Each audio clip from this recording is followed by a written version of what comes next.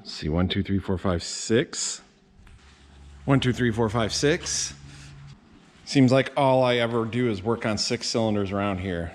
It's time to work on a 2-banger. That's right. A V-twin. Mom's lawnmower. Unfortunately, somehow or another, the oil filter came loose and dumped all of her oil. It's got a oil pressure warning light, but that was burnt out. And so bad things happened. And so I'm going to swap Mom's engine for her so she can get back to lawn mowing. Already got an engine. So just need to get this one out of here and plop that one in. Shouldn't be too bad. Oh, yeah. Yeah, stuff like, let's see. Oh, shields everywhere. I can't remember. I think everything's standard on this. Probably can't get that lucky. But there's a drive shaft. Goes from the engine up to the hydrostats. That's got to come off. Belts, PTO clutch, wiring, fuel line, cables. Nothing too bad. I guess first thing to do is disconnect the battery.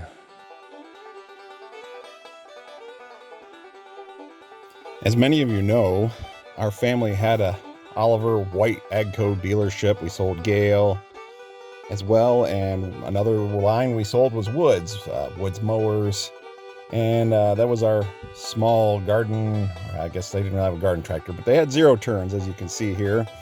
And you're probably also thinking this looks a lot like a grasshopper mower, which would be right.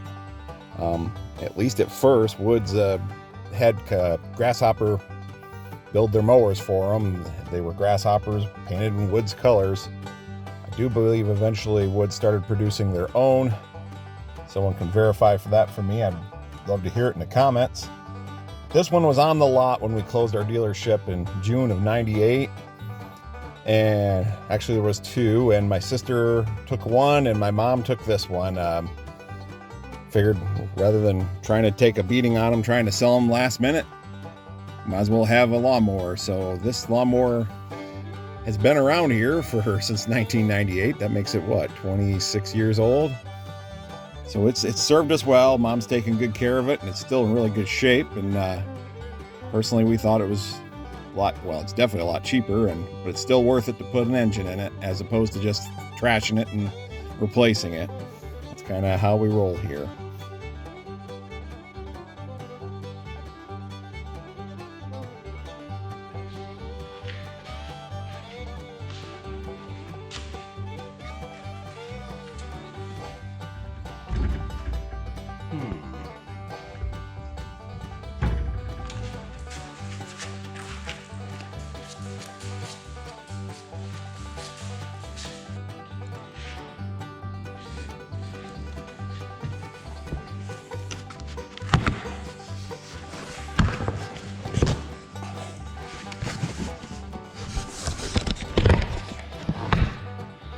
Like a good unboxing video. Ta-da! You must add oil before starting the engine. I thought someone else would do it for me. Well, it said this side up. That's the way they ship it, but no oil. I guess it's all good. All right, now comes the fun part. I think there's some parts transfer that has to be done. I'm hoping this is going to work. I upgraded her to 23 horsepower instead of the 8 that used to have. I'm sorry, 18. According to my measurements, it should work. But I've been wrong before. Well, now we need to do things. I should be wearing those gloves instead of looking at them. I have to get screens changed around. There's a drive coupler in here that I need to get in there. And let's see. And then there's these spacer blocks that go under the block. I need to get them out. And then I'm gonna run it tail shaft to tail shaft and make sure they're the same height. Everything, according to their measurements that they had online, it is, but You know how that goes. Measure twice, cut once. All right, let's get some of this air stuff off and see what we can do about getting that drive on there. Our first dilemma. The screen is captured behind the shroud, and I don't want to have to pull that whole shroud off. Oh my God. Stuff there. It does have an oil cooler. That's pretty cool. I'm going to get a screwdriver and see if I can't finagle. Yeah, a little bit of tweaking. But there's the screen that was on the other one that we'll be able to use, so, you know, stuff. All right, next problem. The fan is deeper on this one, which probably makes sense because of the extra horsepower. Which means this fan spacer adapter drive doohickey can't go in far enough. And these are metric holes, and the old one were standard, so I'm going to have to get some metric bolts. But I do believe when I'm measuring, the crankshaft's still the same length, and everything comes the same. So I think my drive shaft won't have to be modified unless, well, no, I still need to get this in there because there is there's this pin that goes in there. It did go in here. And then it goes in the back side of this to help pilot it, keep it centered up. So I'm kind of tempted to just cut the fins off from this carefully. And then get the screen that I took out somewhat rudely. I can probably get it back in. And cut a hole in the center of it for this bad boy. Find the center, mark that out, and then mark it and cut it so it can go through there. Then this would keep all the fines out. The other part would come through. Or I wonder, would it be deep enough that it will be behind this? And then I could just drill the bolt holes through, which that would not work good. That would draw that screen down. Not a good idea. Just thinking out loud here. All right, I'm going to brainstorm some more.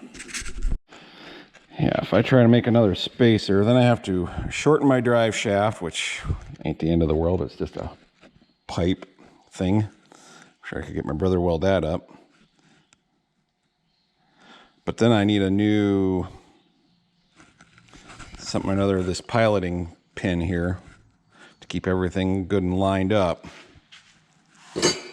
Yeah, I'm leaning towards cutting fan blades off. I should look online and see if I can find one of these drive adapters without the fan. Don't see why it would need two fans. I mean, this one kind of had two fans. I had the built-in fan and then this adapter fan to help push even more air through. It still got hot. This one shouldn't be underpowered though. Just more thinking out loud. So I decided to do things the right way. I took off the shroud. That wasn't actually that bad. That let me get the harness out because I ain't gonna need their key that was up in here. We'll wire that into the lawnmower's system. The fan booster / adapter is now just an adapter. And I guess, you know, we'll see if I live to regret that. Just was not going to be room for it. Maybe I can come up with some other kind of fan that I can mount on the drive shaft to come try to boost air intake. But honestly, they should design an engine to be able to remove the heat. So I need to get the screen and cut a hole in it. I'll get it mounted so I can get her good. This might work out, because the way this shaft was, it's not piloted, it has this flex coupler thing, and there's a bolt with a spacer, and the spacer's like just thick enough to go between that screen, where all I have to do is just make a hole big enough for the bolt, which means I don't have to molest the screen and make entry points for lawn clippings and stuff. That's I'm liking that. I think that's gonna work. And spacers keep this out just a little bit from the screen. Those are the factory spacers, so it should come out right. Let's get the shroud back on and see how it all looks. And just like that, it is back on. I think that's gonna work. I even think I'll cut some of the center of this protective screen out so that I can still get over that.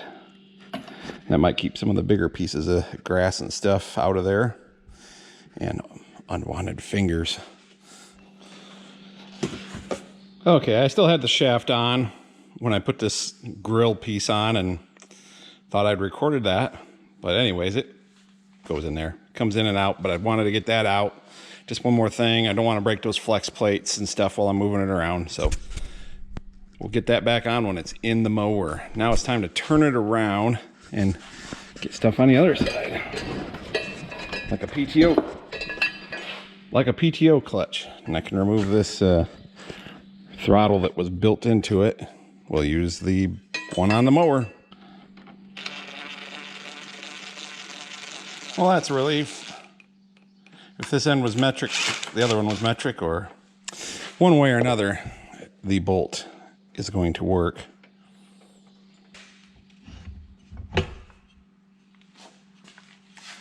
Oh, there is a spacer there. Yep. Just double checking. Spacer goes on. Clutch goes on. Just got to index that keyway right.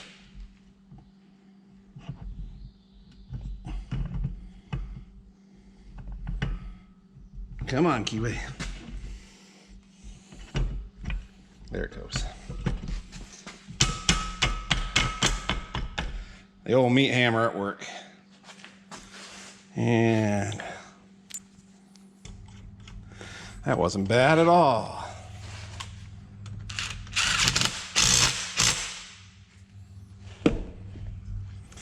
Now we have a PTO clutch.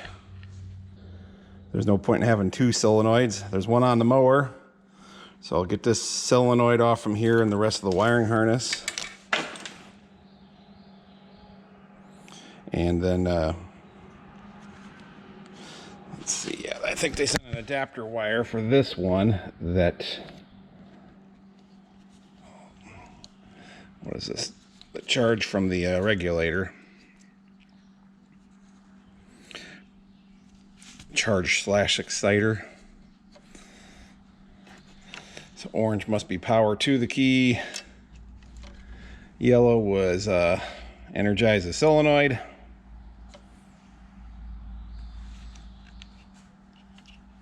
We'll get her figured out.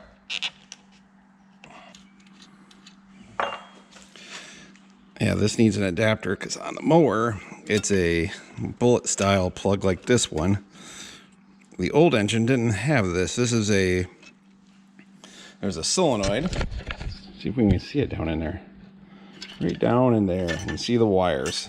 And it's an anti-knock solenoid that when the power's cut, it totally cuts the gas off. So the engine, even though when you turn the key off, it's going to keep turning. And if it's good and hot, it's going to knock and want to run backwards or backfire. And that's supposed to prevent that. The old engine did not have that in its carburetor, but it does have wiring for it. I'll double check that that's wired right, or we will improvise. So I need to just get this one to let go. Just gotta get this one to let go. There. Is there enough room? No. Well, we'll just totally undo the hose clamp.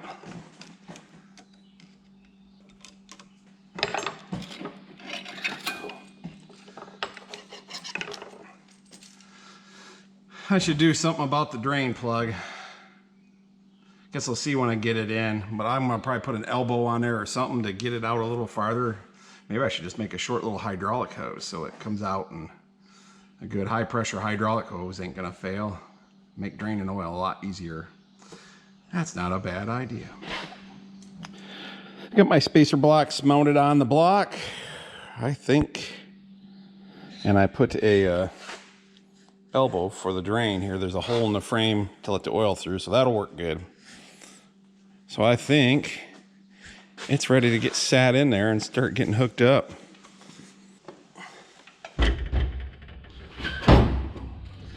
It's got my shirt.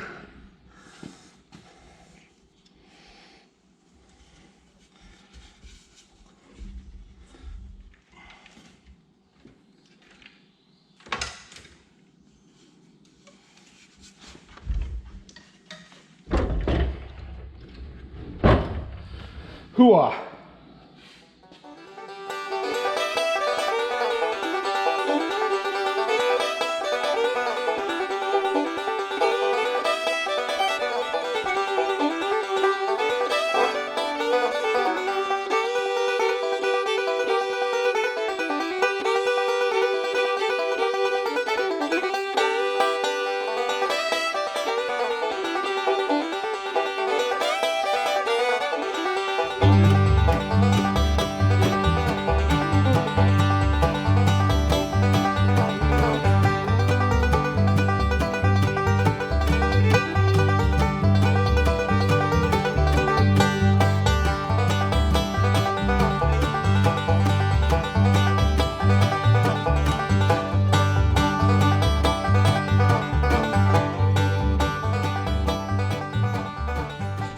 Making sure the engine's square before I tighten it down.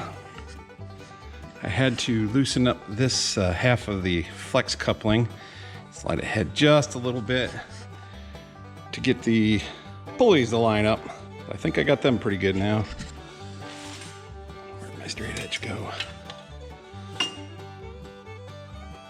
Well, this straight edge is gonna be.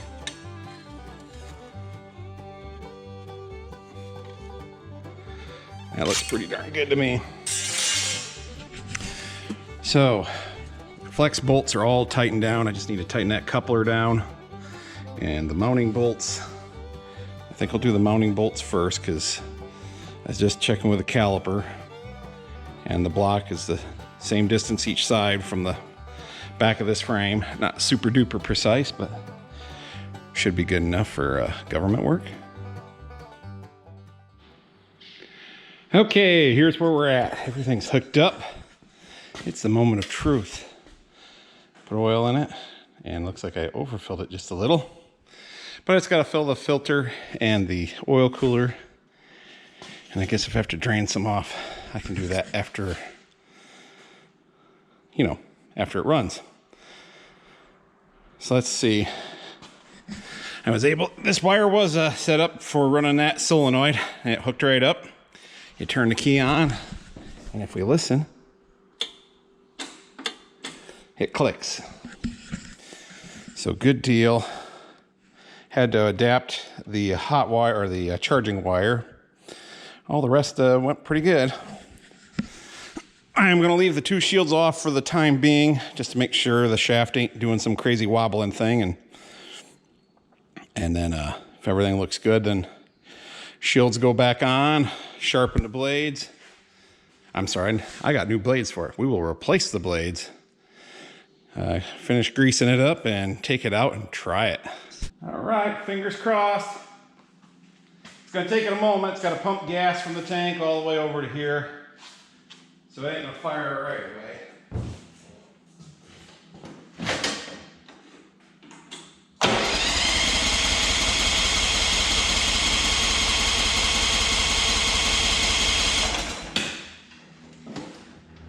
Gas yet?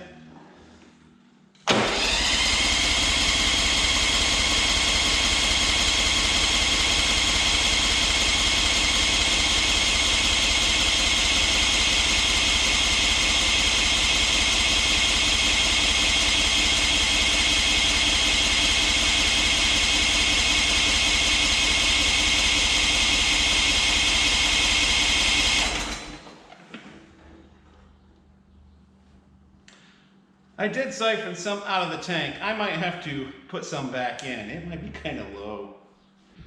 All right, let's try her again. Now there's gas in the tank.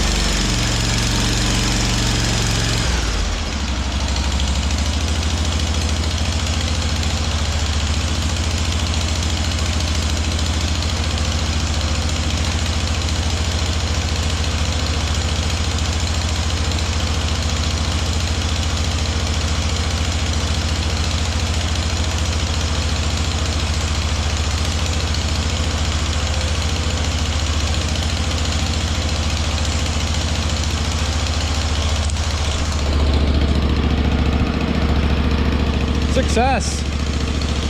Although you're probably wondering, I got the throttle on the wrong side. If I tighten it back up. But up is down and down is up. So I need to go in that hole. I'm pretty sure it was in the other hole on the other engine. Oh well. Let's see if it's charging.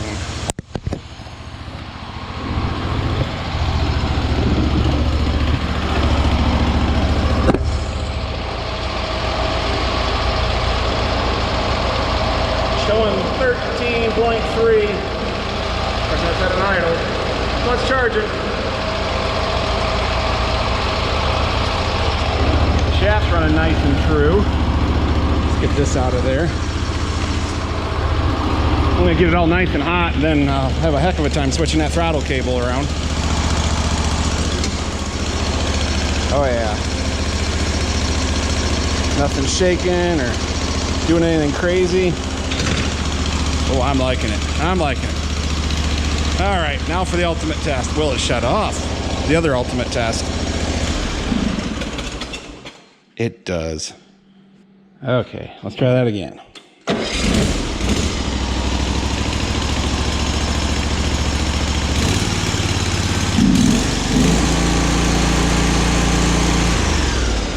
That works the right direction.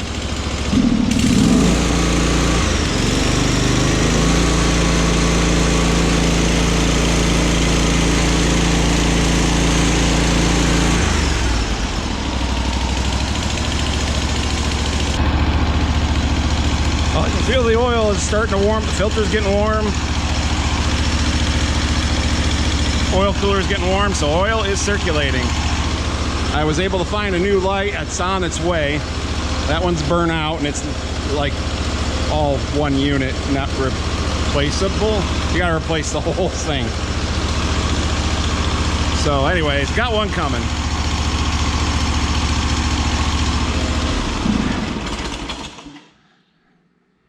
All right, so now, like I say, put some new blades on, put the shields back on, and we'll go try her out.